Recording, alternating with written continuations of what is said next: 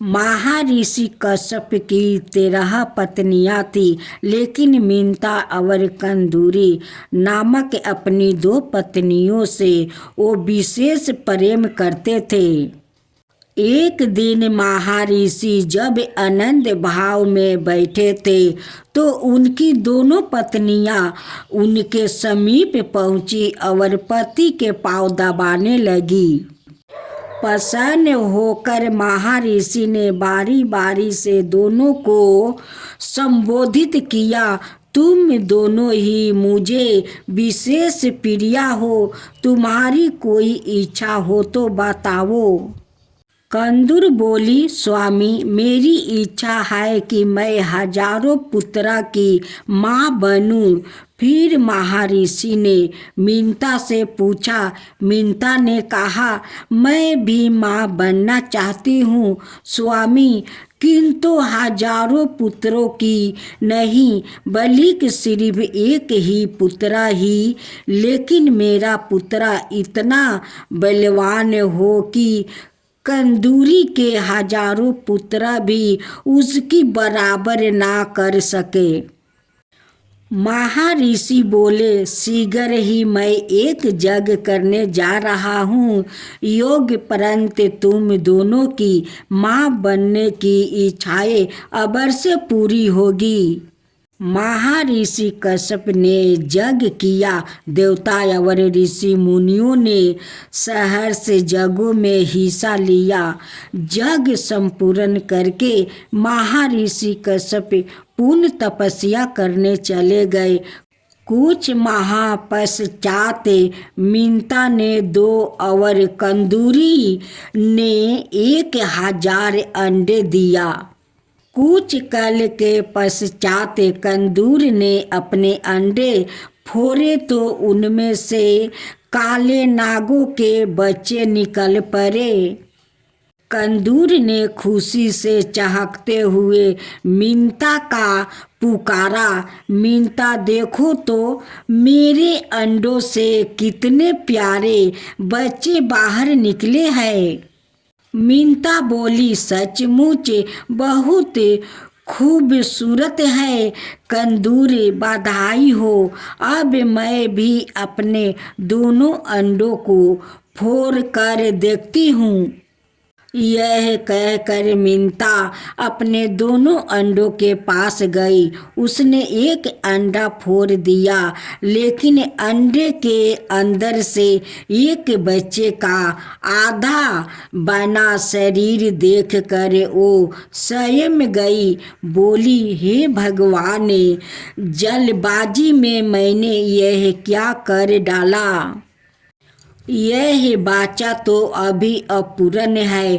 तभी फूटे हुए अंडे के अंदर से बालक बोल पड़ा, जल्दबाजी में अंडा फोड़कर तुमने बहुत बड़ा अपराध कर डाला है। फल स्वरूप तुम्हें कुछ समय तक दास्ता करनी होगी।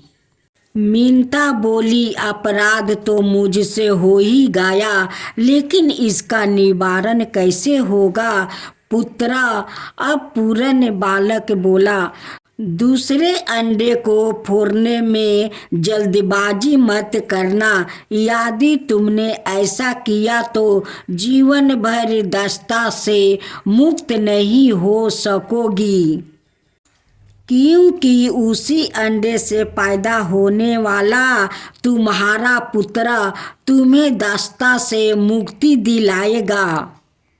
इतना कहकर अंडे से उत्पन्न अपूर्ण बालक आकाश में उड़ गया और मिंता दूसरे अंडे के पकने तक इंतजार करने लगी। समय पाकर अंडा फूटा और उसमें से एक महान तेजस्वी बालक उत्पन्न हुआ, जिसका नाम गरुड़ रखा गया।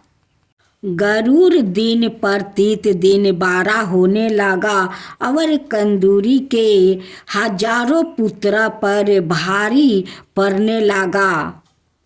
परिणाम स्वारूप मीनता और कंदूर के संबंध दिन प्रतित दिन कटु से कटुतर होते गए। फिर एक दिन जब मीनता और कंदूर बर्मन कर रही थी, कंदूर ने सागर के किनारे दूर खड़े एक सफेद घोड़े को देखकर मीनता से कहा, बता सकती हो मीनता दूर खड़ा वो घोड़ा किस रंग का है? मीनता बोली, सफेद रंग का है। कंदूर बोली, शर्त लगाकर कह सकती हो कि घोड़ा सफेद रंग का ही है।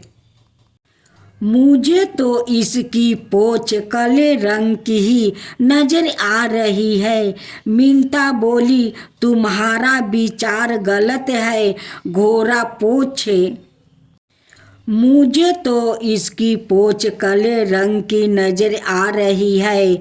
मीनता बोली, तुम्हारा विचार गलत है, घोड़ा पोंछ समेत सफेद रंग का है। दोनों में काफी देर तक यही बहस होती रही।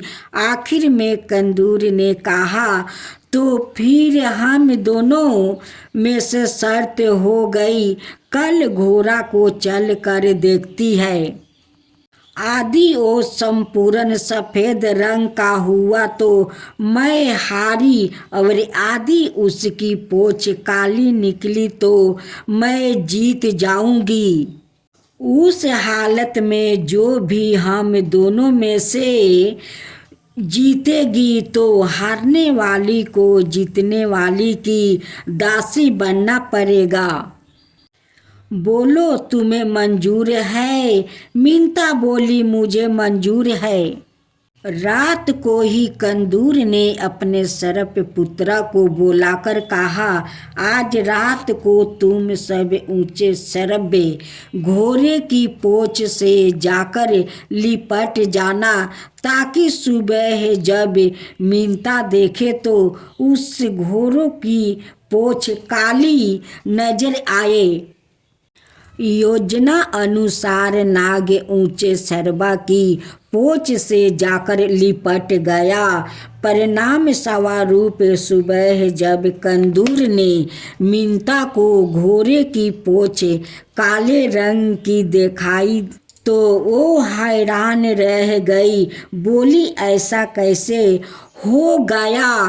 काल तो इसकी पोंछ बिल्कुल सफेद थी।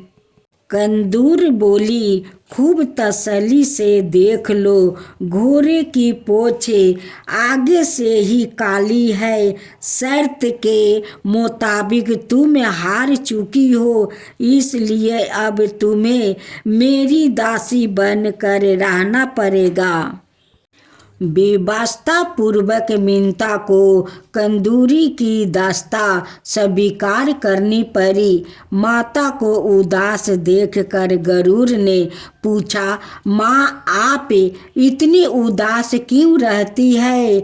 मीनता ने अपनी शर्त हार कर दासी बनने की बात बताई तो गरुड़ ने पुनः पूछा, क्या ऐसा कोई उपाय नहीं है जिससे आप कंदूर की दास्ता से मुक्ति हो जाए? मीनता बोली, यह तो कंदूर से ही पूछना पड़ेगा। यदि वो प्रसन्न हो जाती है तो मुझे दास्ता से मुक्ति कर देगी। गरुड़ अपनी माता मीनता को लेकर कंदूर के पास पहुंचा और कहा, क्या ऐसा नहीं हो सकता कि आप मेरी माता को अपनी दास्ता से मुक्त कर दे?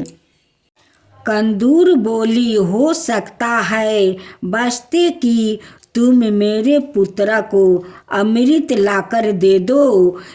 यह सुनकर गरुड़ सोच में पड़ गया। उसने अपनी माता से पूछा, माँ अमृत कहाँ से मिलेगा जिसे लाकर मैं तुम्हें दासी जीवन से मुक्त कर सकूं? विंता ने कहा, अमृत का पाता तुम्हारे पिता बता सकते हैं। पुत्र, तुम उन्हीं के पास जाकर पूछो। गरुड़ महर्षि कश्यप के पास पहुंचा। कश्यप अपने पुत्र को देखकर बहुत प्रसन्न हुआ। गरुड़ ने उससे पूछा, पिताश्री, मैं अमृत लाकर अपनी माता को दास्ता से मुक्ति दिलाना चाहता हूँ। कृपया मुझे बताइए कि अमृत कहाँ मिलेगा। महर्षि बोले, पुत्रा, देवराज इंद्र ने अमृत की सुरक्षा के लिए बहुत व्यापक प्रबंध कर रखा है। वहाँ तक पहुँचना बड़ा कठिन है।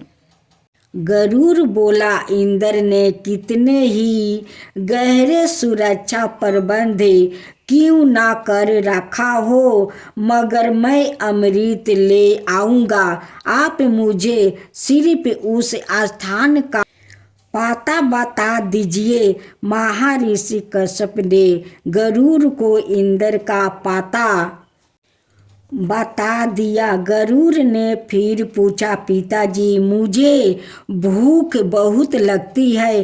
कृपया यह भी बता दीजिए कि इस लंबे मार्ग में क्या खाकर अपना पेट भर सकूंगा।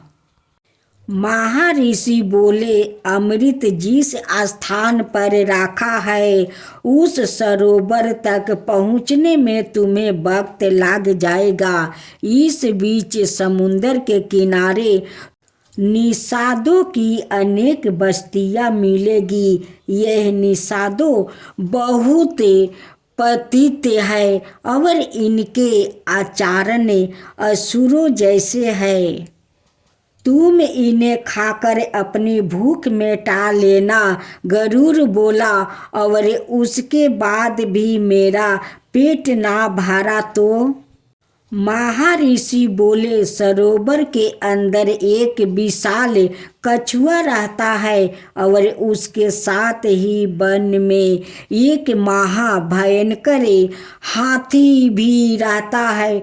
दोनों ही बहुत क्रूर और आसुरी प्रवृत्ति के हैं। तुम उन्हें भी खा सकते हो। पिता का आदेश पाते ही गरुड़ अमृत सरोवर की ओर बढ़ चला। मार्ग में उसने निषादों को खाकर अपनी भूख मिटाई। फिर अमृत सरोवर पर पहुंचकर कछुप और हाथी को अपने पंजों में दबाया और दोनों को खाने के लिए किसी उचित जगह की तलाश में उड़ चला। सोमगिरी पर्वत पर लहराते ऊंचे वृक्षों को देखकर जैसे ही उसने एक वृक्ष पर बैठना चाहा तो उनके भार से वृक्ष की शाखा टूट कर नीचे गिरने लगी। यह देख गरुड़ तुरंत उड़ा और दूसरे वृक्ष पर जा बैठा।